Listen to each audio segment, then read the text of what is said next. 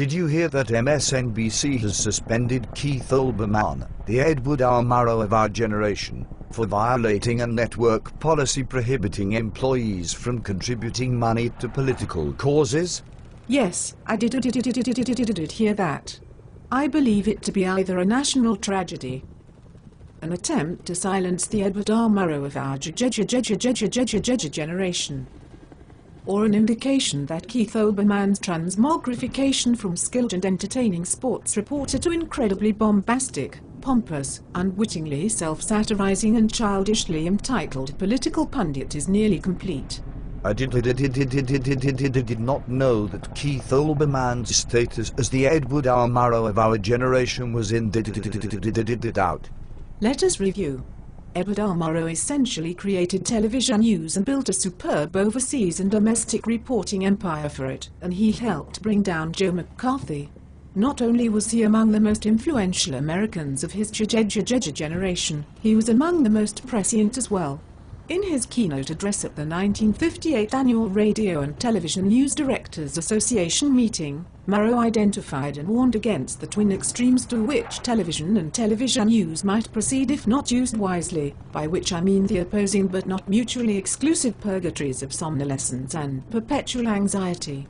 Yes, Edward R. Murrow was a pioneer and visionary, and Keith Olbermann followed so faithfully in his footsteps that the once proud NBC News division has suspended him because he speaks the same truth and poses the same threat to power as Murrow himself once did.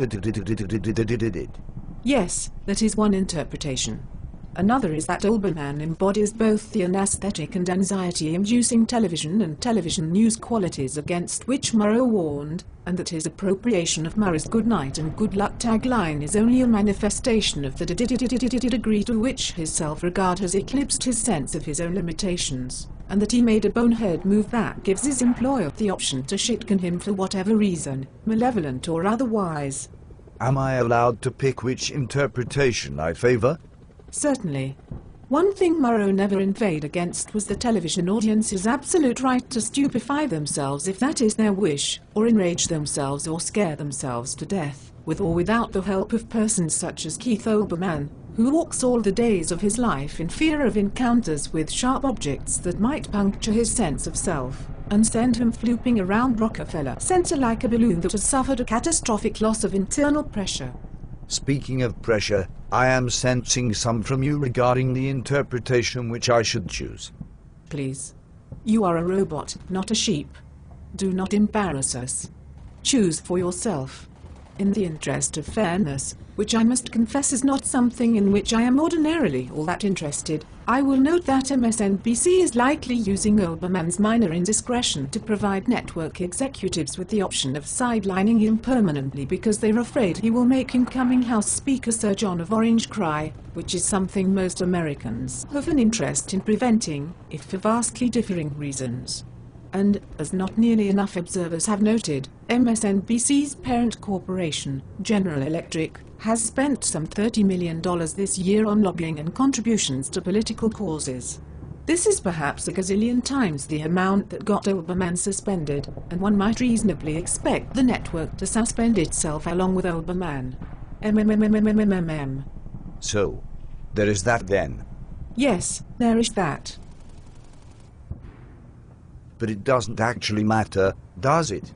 Not actually, no. If by matter you mean effecting change on any perceptible scale, Olbermann, excised from the airwaves, is equally as impactful on a shifting the foundations of society basis as Olbermann, ascendant. I have much to think about following the lynching of Keith Olbermann and your kind efforts to spare me from the apocalyptic societal fallout from it by minimizing the seriousness of it.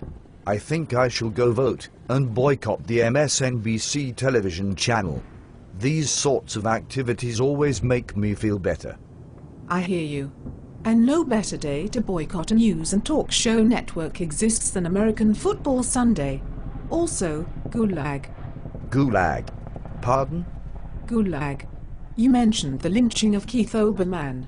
It is illegal in this country now to have a lynching separate from an exiling of the metaphorical corpse to the analogical gulag. I too must be away. I must finish the statement I am writing for the recently lynched and exiled Juan Williams, in which he expresses solidarity with Comrade Olbermann. Ta.